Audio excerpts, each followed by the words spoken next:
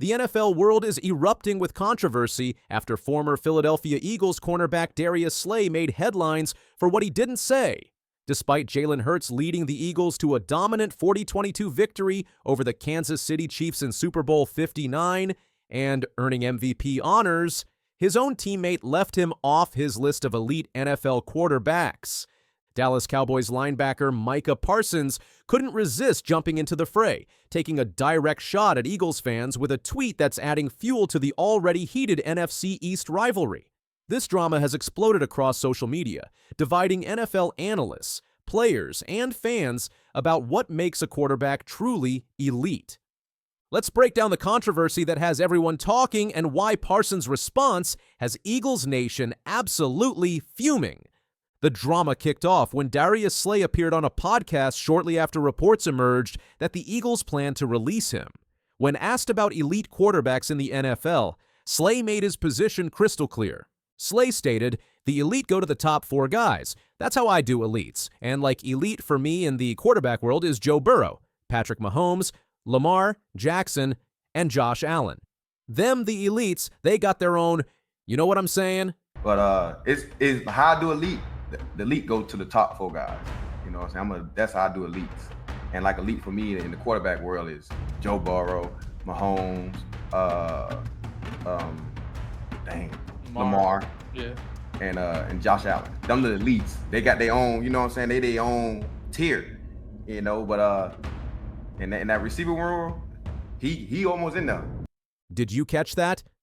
No mention of his teammate Jalen Hurts, the quarterback who just led the Eagles to Super Bowl glory and took home MVP honors.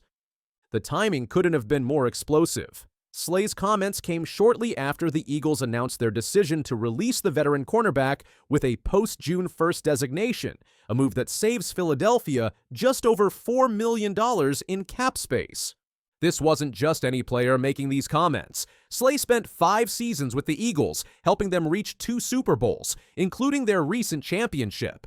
The 6-time Pro Bowler and 2017 first-team All-Pro has been a defensive leader in Philadelphia, making his omission of Hurts even more shocking. Dallas Cowboys star linebacker Micah Parsons wasted no time jumping on Slay's comments, seeing a perfect opportunity to troll his team's biggest rivals. Parsons tweeted on Thursday, "OMG, don't let Eagles fans see this." Parsons, never one to hold back his opinions on social media, has a well-documented history of going after Eagles fans. The Cowboys-Eagles rivalry is one of the NFL's most intense, and Parsons clearly relished the chance to stir the pot with Philadelphia's fan base. What makes this even more interesting? Slay has appeared on Parsons' The Edge podcast multiple times, suggesting a relationship between the two that extends beyond the usual NFL rivalries.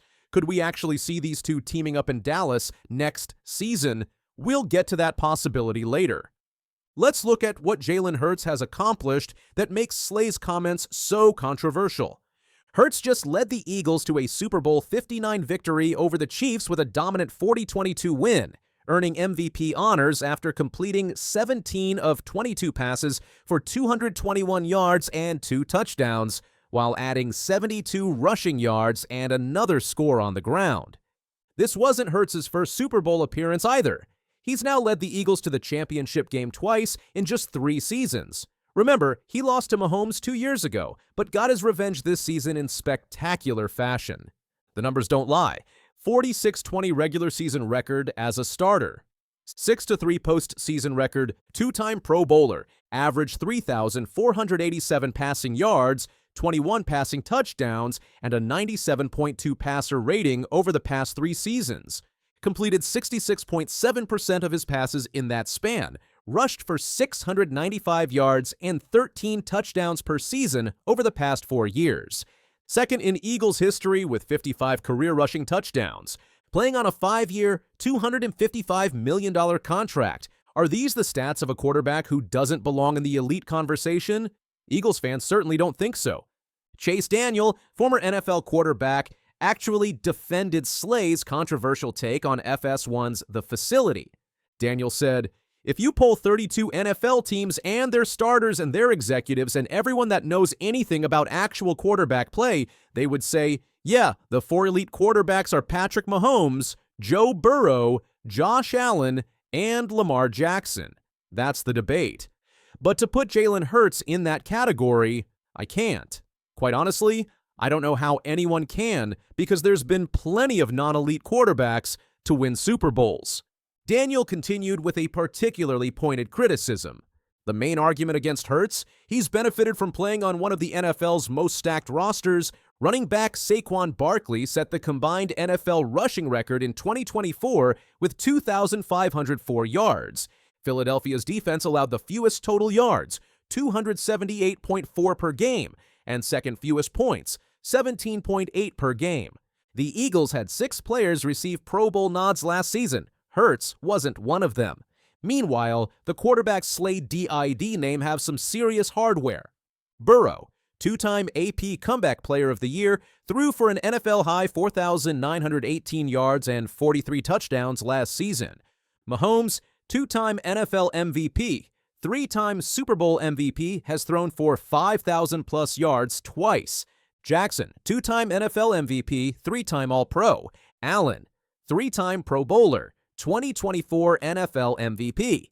But here's the counterpoint. Hurts has consistently delivered in the biggest moments. He's made the Super Bowl twice in 3 years. How many quarterbacks can say that? He performs as both a passer and a rusher.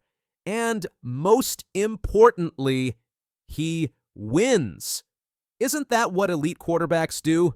This isn't the first time Slay has stirred up controversy with his comments about former teammates. Just days before the QB controversy, Slay created tension with Eagles safety C.J. Gardner-Johnson when discussing leadership in Philadelphia's secondary.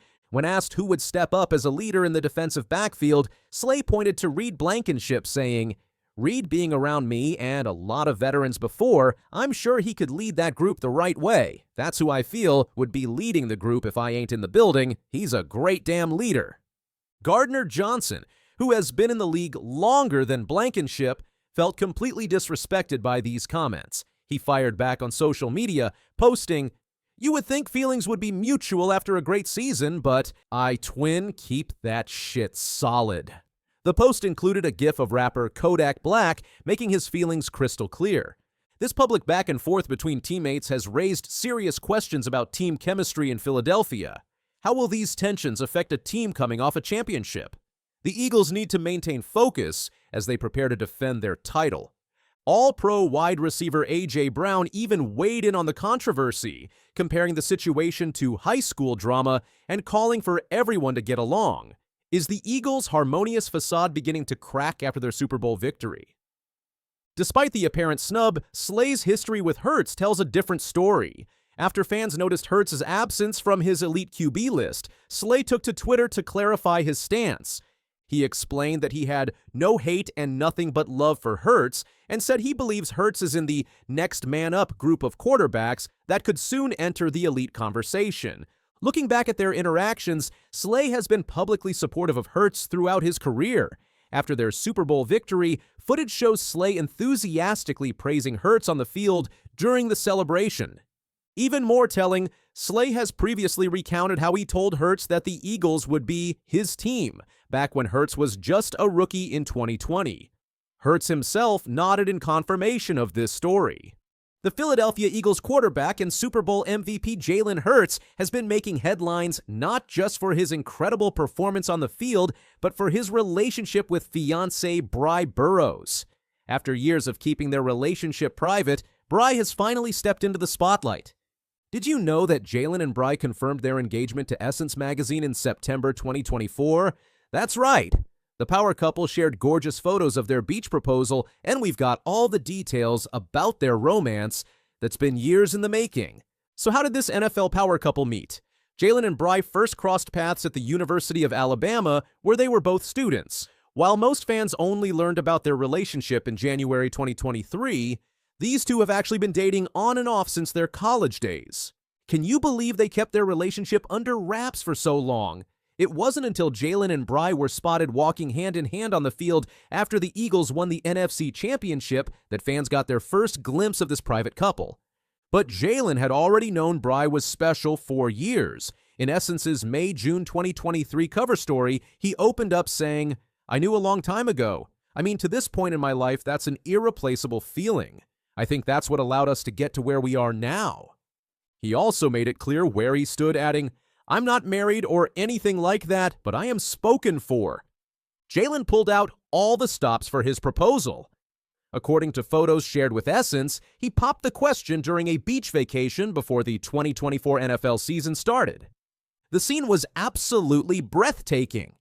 Picture this: an oceanside setting with the sunset as a backdrop, candles everywhere, red roses, and even violinists playing romantic music.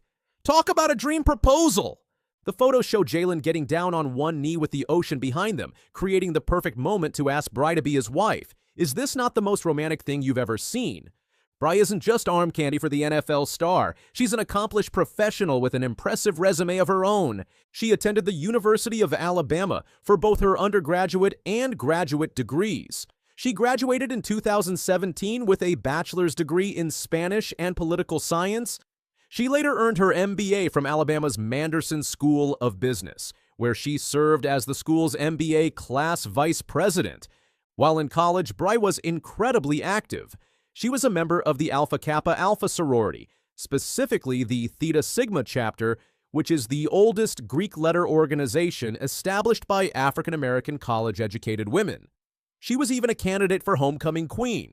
In 2016, her AKA chapter proudly posted about her accomplishments on Instagram, writing, "Our very own Brianna Burrows was honored as Outstanding Junior for Order of Omega. Congratulations, Bri." The University of Alabama even shared one of her quotes on Twitter. No words to describe the humble reminder of Honors Day at number UA. "Knowing I have been recognized is priceless." Bri's professional achievements are just as impressive as her academic ones. She currently works as an AI partner for IBM. Her career at IBM has been nothing short of stellar. She started as a senior client experience consultant in Dallas right after graduation. From there, she climbed the ranks, working as a sales executive and software financing leader before reaching her current position. When Alabama's director of corporate sponsorships announced her hiring at IBM on LinkedIn, Bri commented, "Counting down the days. Can't wait." Her enthusiasm for her career is so evident. Bri is also passionate about helping young people enter the tech industry. She's coached IBM's 8-week Accelerate program that prepares minority undergraduate students for the business world. After one summit, she shared, "It was the best time speaking and coaching breakout sessions for a few weeks. I can assure you with these students, the future is in good hands, Big Blue." In 2021, she participated in both a Manderson Women in Business Talk and a Diversity and Inclusion panel. About D&I, she said, "I'm fortunate my company allows us the space to converse, listen, and learn from one another. D&I is deeper than gender, skin color, or nationality. It's about lived experiences that define who we are and better our community and workplace." For a couple that values privacy so much, their public appearances are worth noting. Their first public sighting was in January 2023, when Bri joined Jalen on the field after the Eagles won the NFC Championship against the San Francisco 49ers. In October 2023, they made their red carpet debut at the Time 100 Next Gala in New York City, where Jalen was honored. He looked sharp in a black suit while Bri stunned in a black gown.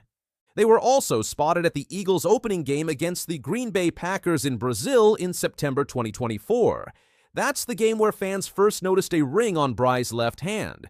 Days after confirming their engagement, they appeared together at the New York premiere of The Evolution of the Black Quarterback. And in January 2025, Bri was all smiles as she joined Jalen on the field following the Eagles' victory against the Washington Commanders in the NFC Championship game. The couple sealed their Super Bowl victory with a kiss. On February 9th, 2025, after the Eagles defeated the Kansas City Chiefs at Super Bowl 59 in New Orleans, Jalen and Bri shared a celebratory kiss on the field. Have you ever seen a quarterback's hands grow half an inch in just 28 days? Sounds impossible, right? Well, that's exactly what happened with Jalen Milroe at the NFL Combine, and it's left everyone, including Super Bowl MVP Jalen Hurts, absolutely stunned. The parallels between these two Alabama quarterbacks are nothing short of remarkable. Both Texas-born, both stronger runners than passers, both went undefeated in the SEC as first-year starters.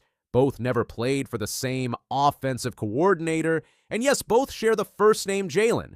But while Hurts has already made his mark in the NFL, Milroe is just beginning his journey, and what a journey it's been so far. Milroe's path to the NFL draft has been filled with twists and turns. The Katy, Texas native originally committed to Texas in 2019 before flipping to Alabama a year later. He sat patiently behind Bryce Young for 2 seasons, highlighted by a statement win over 2-time defending champion Georgia in the SEC championship game. That victory sent the Crimson Tide to the college football playoff, cementing Milroe's place in Alabama football history. Milroe said this at the NFL Combine. I had the opportunity to do so. I've been through adversity. So everything as a quarterback I've seen. I played in the hardest conference in the country. It would have been easy to play in other conferences, but what I was able to see in the SEC catapulted me to being ready to play in the NFL. But like Hurts before him, Milroe's passing abilities have raised concerns among NFL scouts. Across 2 seasons as a starter, Milroe never topped 3,000 passing yards in a single season. The first Alabama starter to do that since, you guessed it, Jalen Hurts. In fact, the similarities don't end there. Hurts led the Crimson Tide to back-to-back national championships between 2016 and 2017, but totaled less than 5,000 passing yards across those 2 seasons. His weaknesses as a passer even led to him being benched for Tua Tagovailoa at halftime of the 2017 national championship. Fast forward to 2024, and Milroe finished his final college season with 2,844 yards, 16 touchdowns, and 11 interceptions through the air. On the ground, he was exceptional, rushing for 726 yards and 20 touchdowns. The team went 9-4 under new head coach Kalen DeBoer, who took over after Nick Saban's retirement.